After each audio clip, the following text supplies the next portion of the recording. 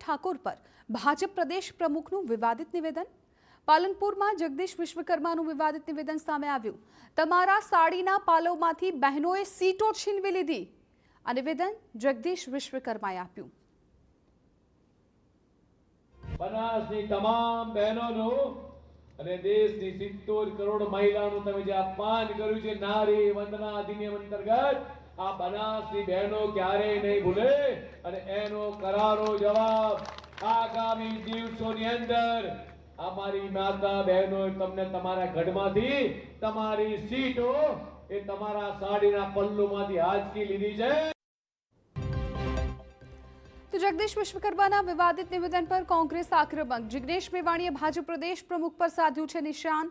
સત્તાના અહંકારમાં ગેનીબેન ઠાકોર માટે આપ્યું અભદ્ર નિવેદન તેવું મેવાણીએ કહ્યું। ગુજરાતની પ્રત્યેક બહેન દીકરી અને માતાઓનું અપમાન। ઉત્તર ગુજરાતનો ઠાકોર સમાજ પોતાની તાકાત બતાવી દે તેવું મેવાણીએ કહ્યું। ઠાકોર સમાજ આનો જડબાતોડ જવાબ આપે। જગદીશ વિશ્વકર્મા સામે ફોજદારી ગુનો દાખલ થવો જોઈએ। એમણે એવું બોલ્યું સત્તાના અહંકાર અને ઘમંડમાં કે ગેનીબેનની સાડીના પાલવમાંથી અમે બધું આંચકી લીધું।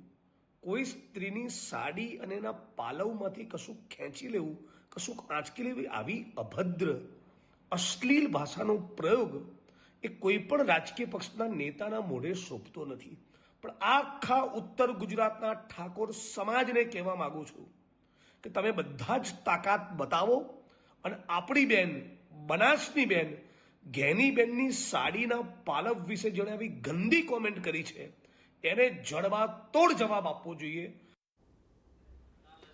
તો પાટણથી કોંગ્રેસના ધારાસભ્યએ પણ જગદીશ વિશ્વકર્માને ઘેર્યા છે। ભાજપ પ્રદેશ પ્રમુખનું નિવેદન નિંદનીય છે તેવું કિરીટ પટેલે કહ્યું। ગેનીબેન માટે કરેલું આવું નિવેદન નારીઓનું અપમાન। ભાજપ નારી સન્માનની વાતો વચ્ચે આવા નિવેદનો આપે અયોગ્ય। ગેનીબેનની માફી માંગે જગદીશ વિશ્વકર્મા।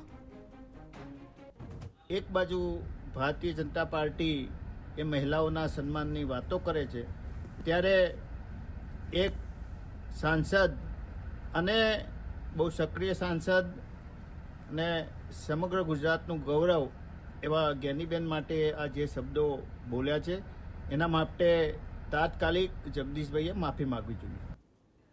જગદીશ વિશ્વકર્માના વિવાદિત નિવેદન પર ચંદનજી ઠાકોરની પ્રતિક્રિયા સામે આવી છે।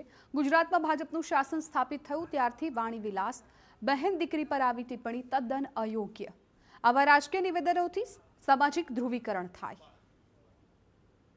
ઠાકોર સમાજને અને સર્વ સમાજના લોકોને અને તમામ મતદારોને મારી વિનંતી છે કે હવે આ ભારતીય જનતા પાર્ટીનું શાસન બહુ થઈ ગયું।